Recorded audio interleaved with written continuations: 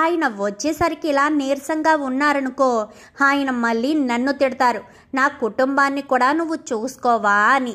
నేనెందుకు తిట్లు తినాలి? రెండు అనగానే, ఏంటొదినా మీ కోడలేమో రాజు బ్రతికే ఉన్నాడు అంటుంది, మీరేమో రాజు చనిపోయాడంటూ బాధపడుతున్నారు. మీ కోడలికి అర్థమయ్యేటట్టు చెప్పండి వదినా, రాజు ఇంకెప్పటికీ తిరిగి రాడని అంటూ రుద్రాణి మాట్లాడేసరికి, ఏంటి రుద్రాణి గారు నోటుకొచ్చినట్టల్లా మాట్లాడుతున్నారేంటి?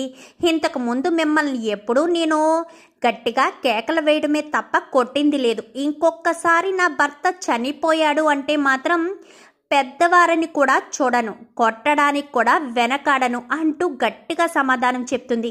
మమ్మీ నువ్వు ఊరుకో, కావ్య తెలుసుకున్న రోజు తెలుసుకుంటుంది, నీకెందుకు, నోరు మూసుకుని ఊరుకోలేవా అంటూ రాహుల్ గదమాయించేసరికి, వాడుకున్న జ్ఞానం కూడా నీకు లేదు అంటూ ఇందిరాదేవి తిడుతుంది. అమ్మ కావ్య, రాజు లేడమ్మా అంటూ ఇంకా సుభాష్ చెప్పే ప్రయత్నం చేసినా, లేదు మామయ్య ఆయన ఉన్నారు, ఖచ్చితంగా వస్తారు మామయ్య, ఆ నమ్మకం నాకుంది అంటూ తన బాధనంతా కృష్ణుడికి చెప్పుకుంటుంది కదా. పరుగున కృష్ణుడి దగ్గరికి వెళ్ళి తన బాధను చెప్పుకుంటుంది కావ్య. అదే సమయంలో ఇక్కడ రాజు నైట్ కదా, డిన్నర్ చేస్తూ ఉండేసరికి ఒక్కసారిగా పొలమారుతుంది. ఎవరో తలుచుకుంటున్నట్టున్నారనగాని, ఇంకెవరు తన భార్య అయ్యుంటుంది అనగాని ఒక్కసారిగా యామిని షాక్ అవుతుంది.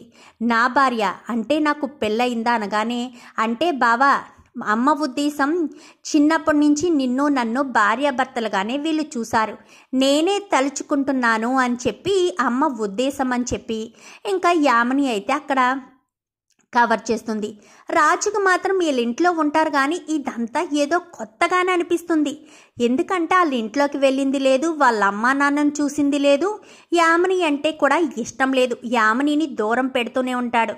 టాబ్లెట్స్ అవి వేసుకుంటాడు కానీ నాకు నా కుటుంబం ఉందేమో అని నా మనసు అనిపిస్తుంది. అసలు వీళ్ళంతా ఎవరు అన్న ఆలోచనలో యామినిని దూరంగానే పెడతాడు. యామిని ఎంత దగ్గర అవ్వాలనుకున్నా, ప్లీజ్ యామిని నాకు మనసు బాలేదు, దయచేసి కొంచెం దూరంగా ఉండని గసురుతూనే మాట్లాడతాడు.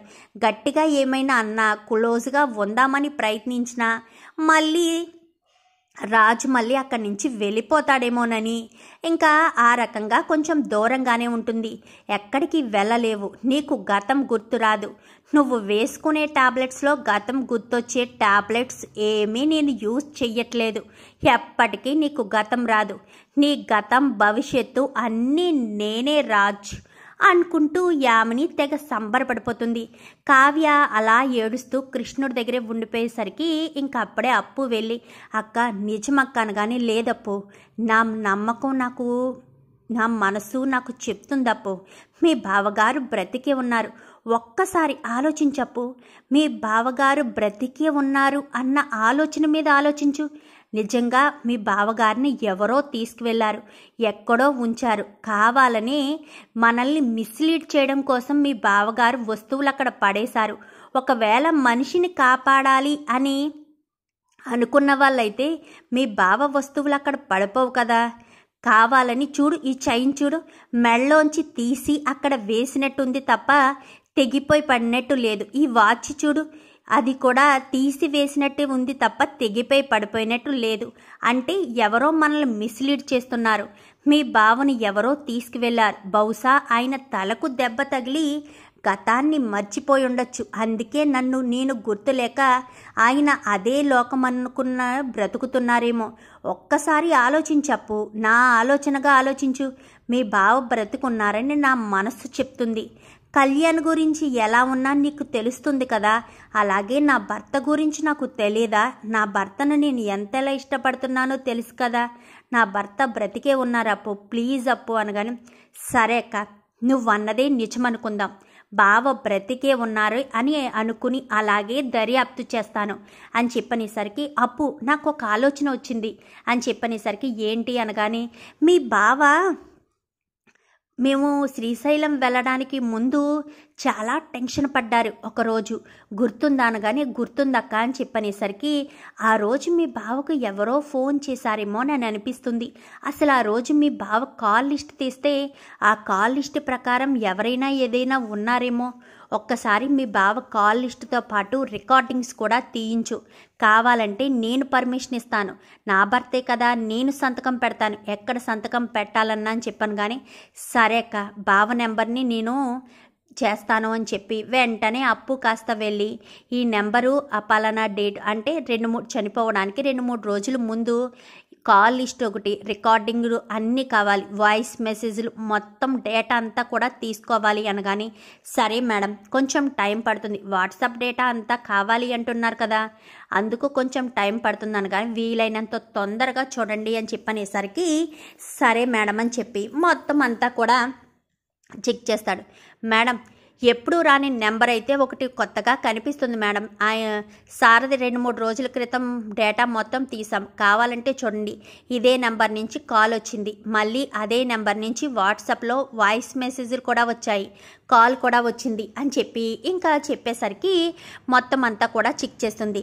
వాయిస్ మెసేజ్లు రికవరీ చేయడం కుదురుతుందా అని కానీ టైం పడుతుంది మేడం అని చెప్పనేసరికి సరేనని, నాకు వాయిస్ మెసేజ్లు కూడా రికవరీ చేసి కావాలి అని చెప్పాను. కానీ సరేనని ఇంకా వాయిస్ మెసేజ్లు కూడా రికవరీ చేస్తారు.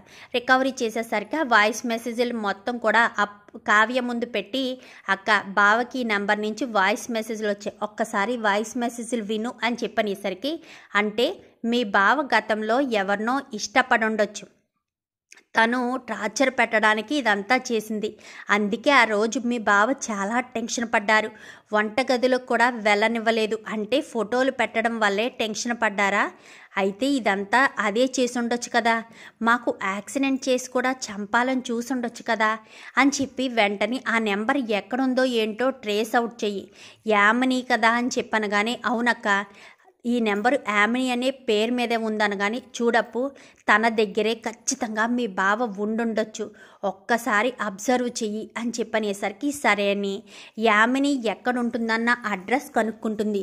అడ్రస్ కనుక్కుని మొత్తానికైతే పలానా చోట ఉంటుందని తనే యామిని అని పర్సన్ను కూడా గుర్తుపడుతుంది.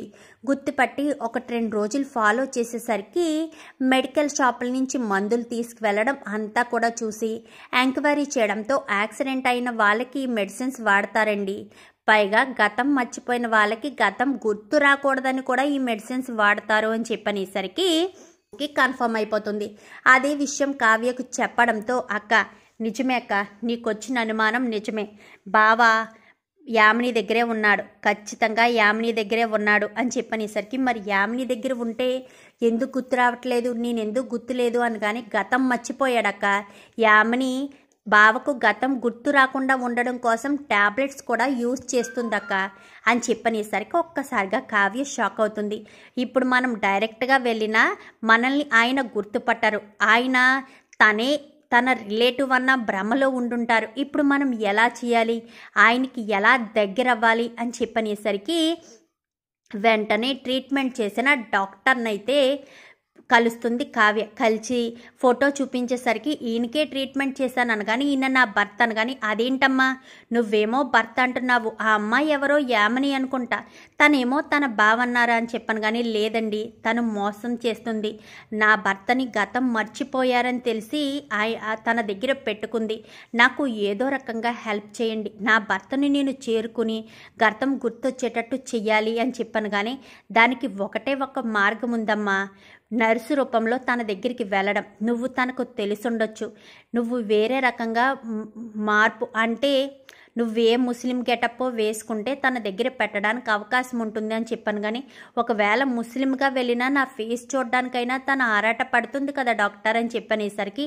అవన్నీ నేను చూసుకుంటాను, నువ్వు నా కూతురు లాంటి దానివని నీకు నేను హెల్ప్ చేస్తున్నాను, ఎందుకంటే అక్కడ ఉన్నది నీ భర్త అని నువ్వు ఫోటోలు చూపించావు కాబట్టి నేను నమ్ముతున్నాను, కానీ తన విషయంలో జాగ్రత్తగా ఉండాలి, యామిని మాట తీరు అన్నీ గమనించాక తను రాజు కోసం ఏం చేయడానికైనా సిద్ధపడుతుంది, పైగా ట్యాబ్లెట్స్ కూడా గతం గుర్తు రావడానికి నేను ఇస్తుంటే గతం గుర్తు రాకుండా ఉండడం కోసం తను ట్యాబ్లెట్స్ వాడుతుంది అని చెప్తున్నారు అని చెప్పనేసరికి అవును డాక్టర్, నేను ఆ మెడికల్ షాప్ అతన్ని అడిగితే ఆయన అదే చెప్పారు అని చెప్పనేసరికి సరేనమ్మా అని చెప్పి ఇంకా డాక్టర్ అయితే కావ్యను రాజ్ దగ్గర పెట్టడానికి ఒక నర్సులా కావ్యనైతే సిద్ధం చేస్తాడు డాక్టర్ అయితే. మరి కావ్య రాజ్ దగ్గరికి వెళ్ళి రాజుకి గతం గుర్తొచ్చేటట్టు చేస్తుందా? అలా గతం గుర్తొచ్చేటట్టు చేస్తే రాజు కావ్యను గుర్తు చేసుకుని యామని అసలు నిజ స్వరూపం తెలుసుకుంటాడా? రాజ్ కావ్యని ఎప్పుడు చేరుకుంటాడు? ఇదంతా కూడా రాబోయే ఎపిసోడ్స్లో చూసి తెలుసుకునేద్దాం. మా వీడియో కనుక మీకు నచ్చినట్లయితే వెంటనే లైక్ చేసి మా ఛానల్ని సబ్స్క్రైబ్ చేసుకుని పక్కనే ఉన్న బెల్ సింబల్లో ఆల్ పై క్లిక్ చేయండి. ఎలా చేయడం వల్ల అందరికంటే ముందుగా చూడవచ్చు.